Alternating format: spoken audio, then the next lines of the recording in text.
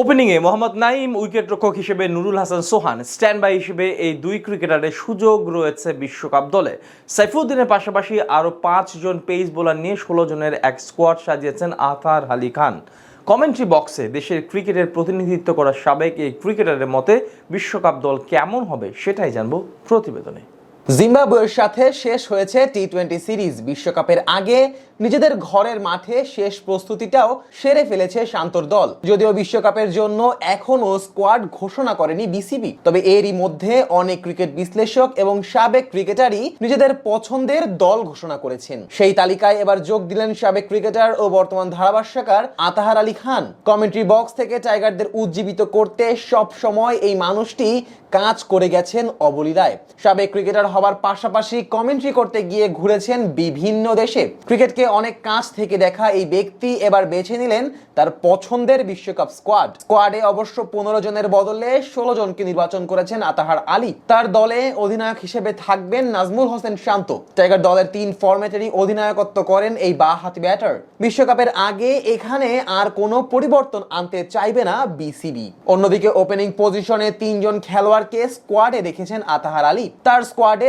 জায়গা হয়েছে তানজিদ হাসান তামিম ও সৌম্য সরকারের। অবশ্য সাম্প্রতিক সময়ে রান খরায় ভোগা লিটন কুমার দাসকেও নিজের দলে রেখেছেন সাবেক এই ক্রিকেটার। লিটন এখন রানের ধারায় না থাকলেও টাইগার ক্রিকেটে বেশ বড় অবদানই রয়েছে এই ড্যাশিং ওপেনারের। তবে বিশ্বকাপের আগে তার বাজে ফর্ম চিন্তায় ফেলে দিয়েছে টিম ম্যানেজমেন্টকে।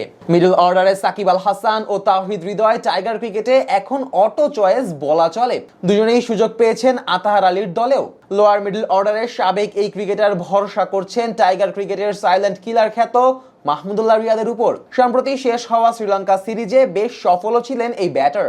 রিয়াদের সাথে লোয়ার মিডল অর্ডারের দায়িত্ব সামলাবেন জাকের আলী অনিক। উইকেটের পেছনেও দায়িত্ব থাকবে তার কাঁধেই। পেস বোলিং অলরাউন্ডার হিসেবে দলে থাকবেন মোহাম্মদ সাইফুদ্দিন। প্রায় 1.5 বছর পর টি-20তে ফিরেই আগুন ঝরিয়েছেন এই পেস বোলার। জিম্বাবুয়ের বিপক্ষে বল হাতে তুলেছেন একের পর এক উইকেট। বিপিএল ও ডিপিএলেও ছিলেন বেশ সফল।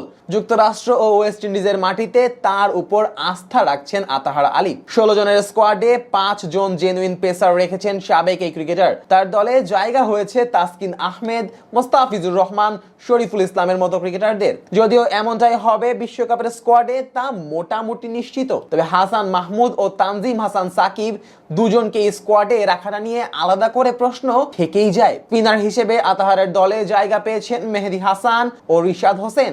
বল হাতে ঘূর্ণি জাদুর পাশাপাশি ব্যাট হাতেও বেশ অবদান রাখতে পারেন এই দুই অলরাউন্ডার। 16 জনের পাশাপাশি স্ট্যান্ড বাই হিসেবে 3 জন খেলোয়াড়কে দলে রেখেছেন আতাহার আলী খান।